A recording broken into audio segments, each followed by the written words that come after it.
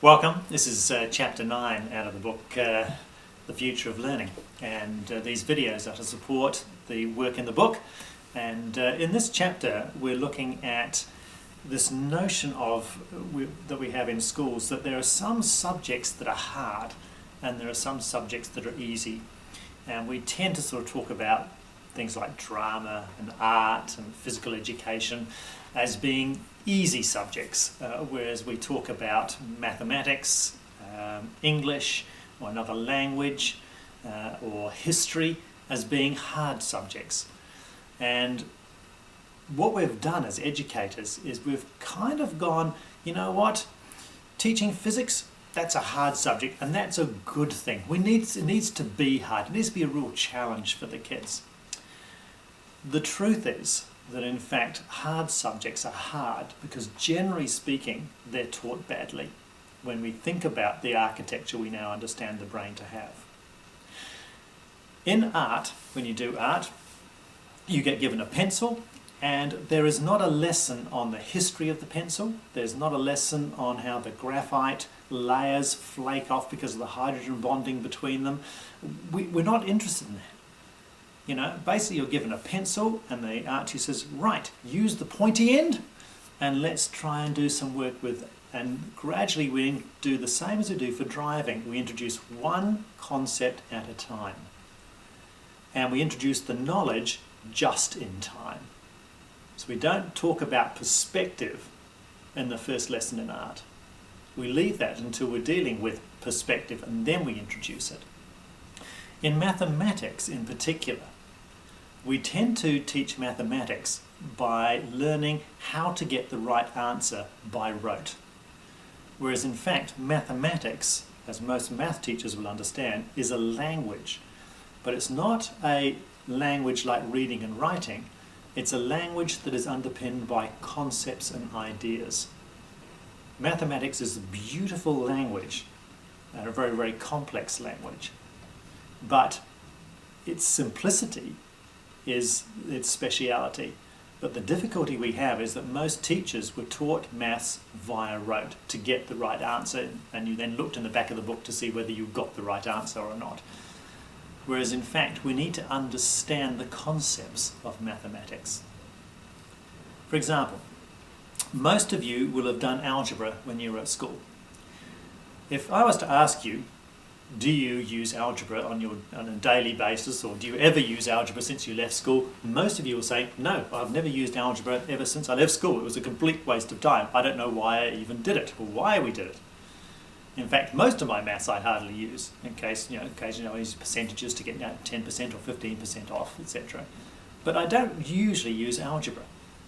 But the truth is, you use algebra every single day, every single hour, almost every single minute. Because algebra, as a concept, is about a relationship between variables. And as we've seen, all our ideas and concepts that we form are about variables and the relationship between those variables. So when you get dressed in the morning, when you wake up and get dressed in the morning, you're processing a whole lot of questions about your day. In other words, how I'm going to get dressed is going to reflect what I'm predicting my day is going to look like. So if you're an educator, you're thinking to yourself, well, look, I need to have something which is reasonably smart, but not something that will get damaged when I get down on my hands and knees and start playing around with the younger kids, etc. I want to make sure that it's reasonably well coordinated. Maybe not so much that if you're a male, but if you're female, you probably want to do that. I then want to look at what's ironed. So I've got a whole lot of variables around the status I want to sort of project to the people I'm going to. So I'm going to a professional learning day. I might dress quite differently than I would expect I was going to a teaching day. The variables are all the same. It's all about, is it ironed? Do each of the items coordinate with each other? Is it hot or cold outside? Because that's changing every day. The type of activities I'm going to be involved in during the day. So I recognize the variables and then I select my clothing according to that. So what we've got is the variables, A, B, C, D, E, F and G, and then we all weight them differently. In other words, for some people, coordination is really, really important. For others, it doesn't really matter as much. For some people, being warm trumps being fashionable. Okay, so we want to keep warm. That's our priority. So we don't really care what we look like. We just want to keep warm because it's quite cold where I'm working today, or it's quite hot. So all of us have the same variables, but we weight them differently. And that's how we decide how to get dressed. And the fact that hardly anyone turns up in the same clothes as us on any given day shows how much variation that can lead to. So when we're talking about algebra, algebra is a concept, it's an idea, and we need to teach it from its practical perspective to begin with concrete variables. We don't start with x's and y's, okay, abstract variables.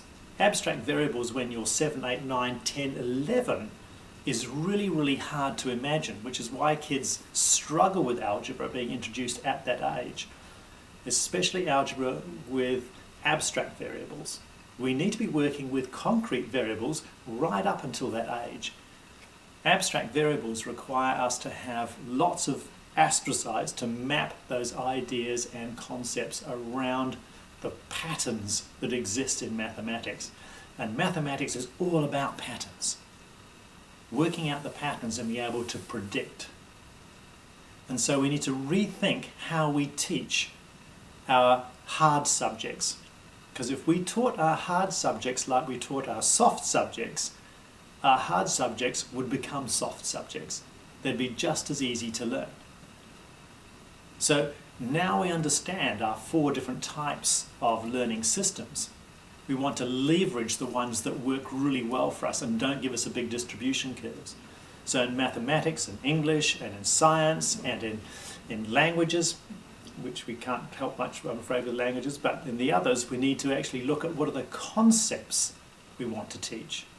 So increasingly around the world now, we're looking at designing curriculum based on a conceptual curriculum as opposed to a knowledge curriculum. And once again, we get back to that same point we mentioned earlier on, and that's the fact that in the past, we needed to remember lots of stuff because we couldn't carry much information with us in terms of books. Now we're carrying that incredible library, compendium of knowledge about just about everything in our pockets. So we have to rethink what knowledge we have to remember and focus on the conceptual frameworks that sit underneath the subjects that we teach. So hard subjects can become easy subjects. Teaching algebra, actually, there's a lot of practical applications of number, algebra, and any other aspect of mathematics. Let's start with that and then introduce the knowledge just in time, when we need it, not just in case they might need it. All the best with that. Thank you very much, and look forward to talking with you again in Chapter 10.